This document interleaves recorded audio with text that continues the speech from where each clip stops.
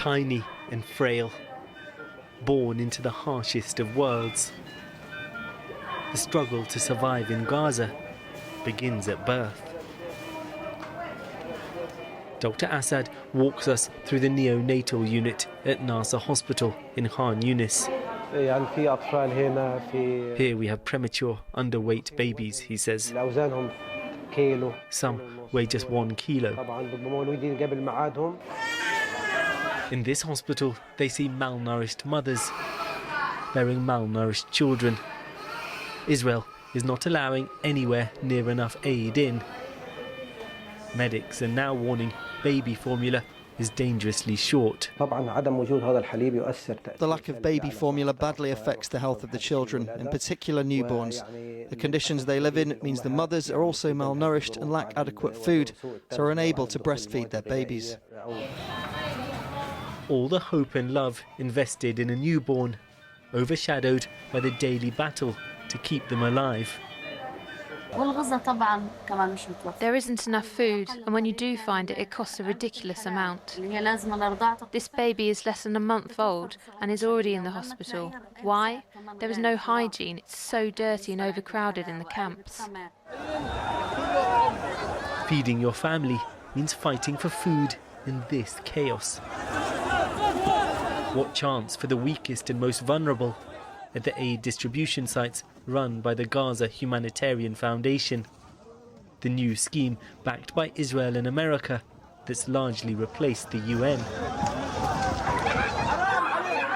It's already proven deadly for hundreds of desperate Palestinians shot by Israeli soldiers awaiting aid. Nearly 50 killed over the past day alone. We were just sitting there, this man says, when they fired at us. My brother was shot in the leg and I was shot in the hand. The Israeli army says the incident is under review. In Jerusalem, we spoke to a lawmaker from Prime Minister Netanyahu's ruling party. On an almost daily basis right now, we're getting reports of Gazan civilians who are going out trying to get aid being shot dead by Israeli soldiers. This is unacceptable, and surely this is criminal. There's no other words for it. Yeah, but the only problem with what you say is that I'm not sure, or I'm almost confident, that it's not true. This is the problem.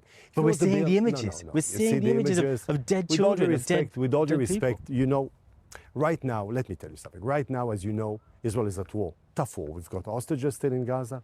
Israel has built 4 platforms in which we distribute humanitarian aid in thousands. I mean, in hundreds of people have been killed there in just a few weeks. Again, as I said, hundreds of people. We are protecting population. You've got Hamas over there.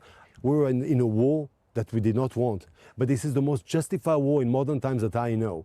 How can and you as say I that said again, I can say it because I know, because I speak according to facts. You speak according to I don't know what, to an agenda, whatever you want. I'm talking to the facts and the images that we see on the ground. People are so desperate, they're running to distribution centres where they know they could be shot just to get flour. You know that you're interviewing now a member of parliament who's now his country is in the last 10 days getting missiles from Iran. Do you know that in Gaza we're fighting a terrorist group? And you're interviewing me, talking again, blaming Israel again and again. Each and every one of us was a soldier in the IDF, and we know the rules and we know who we are. So please, I mean, so just to be in conclusion, no one's to the Israeli army. The children are not starving, and civilians are not being killed. Israeli soldiers are not shooting over civilians. This is anyone hungry? And there are no starving. And you know why? Because we did not stop from the beginning of this war. We're giving humanitarian aid in huge quantities. Now the crisis with Iran has subsided. Focus is returning to Gaza. Can a resolution finally be reached here too? Their futures and so many lives depend on it.